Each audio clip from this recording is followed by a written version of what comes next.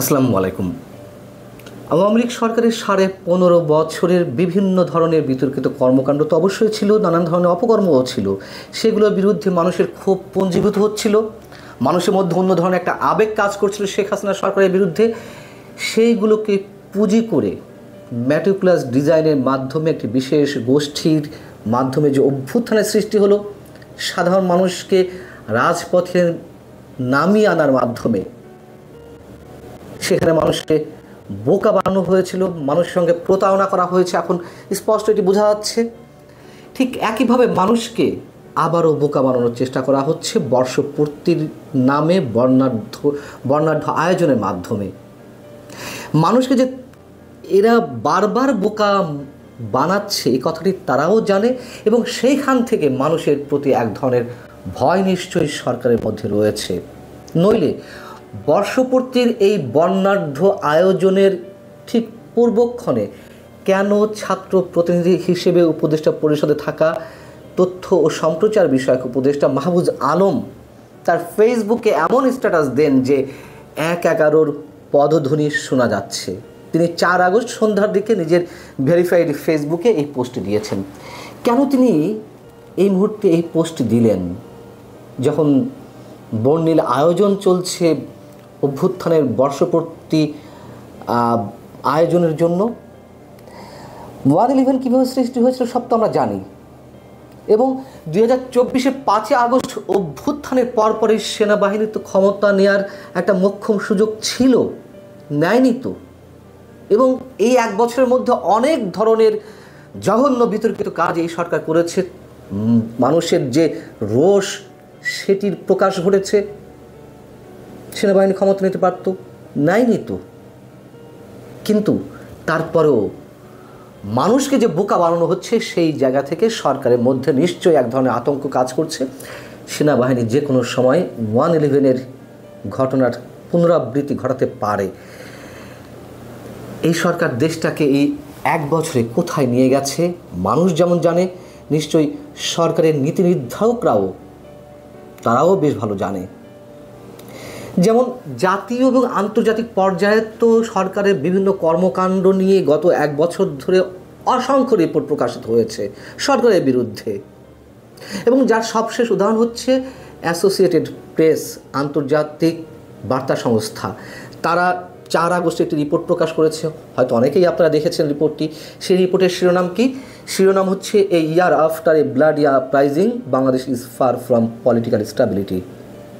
রক্তাক্ত বিদ্রোহের 1 বছর পরও বাংলাদেশ রাজনৈতিক স্থিতিশীলতা থেকে অনেক দূরে, বরং ক্রমান্বয়ে তা আরও জটিল হয়েছে, ঘনীভূত হয়েছে।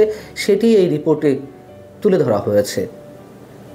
এখানে বলা হচ্ছে যে রক্তপাত ও প্রাণহানির পরেও উদার গণতন্ত্র, রাজনৈতিক সহনশীলতা এবং ধর্মীয় ও সাম্প্রদায়িক সম্প্রীতির সাথে উন্নত বাংলাদেশের সম্ভাবনা এখনও একটি চ্যালেঞ্জ।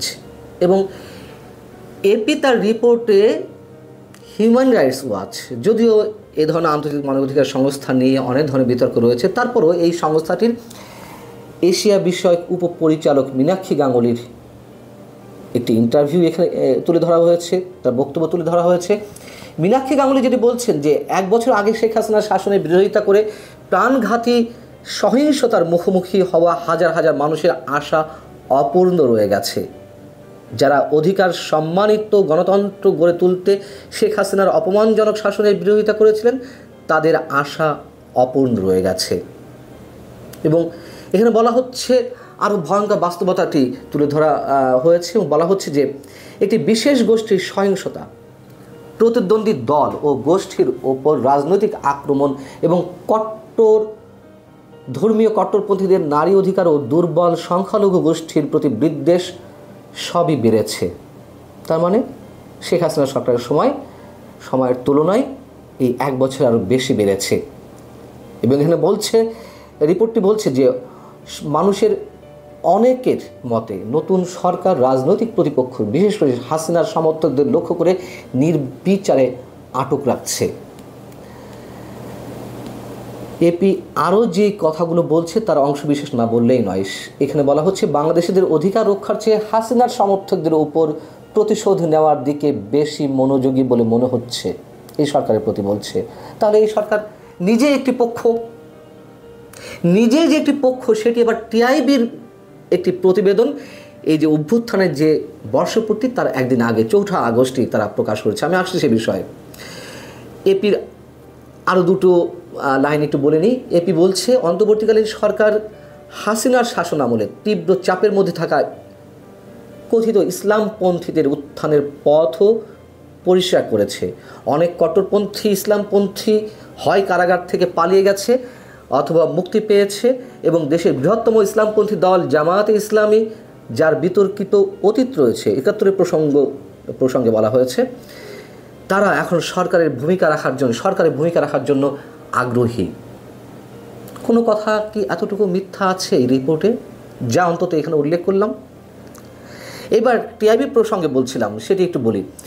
ট্রান্সপারেন্সি ইন্টারন্যাশনাল বাংলাদেশ টিআইবির একটি প্রতিবেদন প্রকাশ করা হয়েছে। এই 1 বছরের একটা সামারি আপ করা হয়েছে। সেখানে মানে এই প্রতিবেদন প্রকাশের সময় টিআইবির নির্বাহী পরিচালক ডক্টর ইফতেখারুজ্জামান বলছেন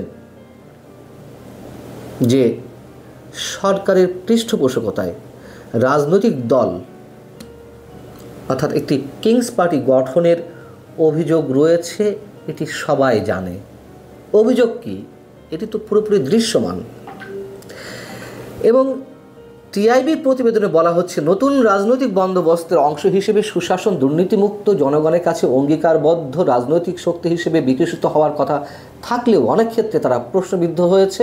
অর্থের উৎসের অস্বচ্ছতা, দলবাজি, দখলবাজি, চাঁদাবাজি, অনিয়মের বিদ্যমান সংস্কৃতি ধারণ করে আত্মঘাতী পথে ধাবিত হচ্ছে। কথা বহু আগে থেকে বলে আসছি।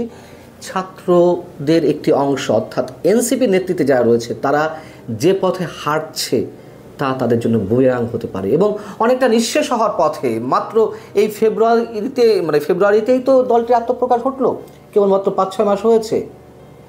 এতেই জনসমর্থন তাদের প্রতি যাচ্ছিল তা একেবারে তলানিতে এসে নেমেছে। টিআইবি বলছে, নির্বাচনের রোডম্যাপ না থাকায় রাজনৈতিক অস্থিরতার সুযোগ তৈরি হয়েছে এবং তা আরও ঘনীভূত হবে। কয়েকটি দলের চাপে যে প্রক্রিয়ায় আওয়ামী লীগের কার্যক্রম নিষিদ্ধ করা হয়েছে, তা ভবিষ্যতে প্রতিপক্ষ দমনের রাজনৈতিক সংস্কৃতি তৈরির ঝুঁকি সৃষ্টি করবে। বিচার, নির্বাচন, রাষ্ট্র সমস্যা সহ নানা ক্ষেত্রে উদ্যোগ নেওয়া হলেও অন্তর্বর্তী সরকার বিগত 1 বছরে বড় ধরনের চ্যালেঞ্জের মুখে পড়েছে। এই যে বড় ধরনের চ্যালেঞ্জের মুখে পড়েছে, কার কারণে, কী কারণে? তাদের তো নানান ধরনের উদ্দেশ্য আছে ক্ষমতা দখল করে টিকে থাকার।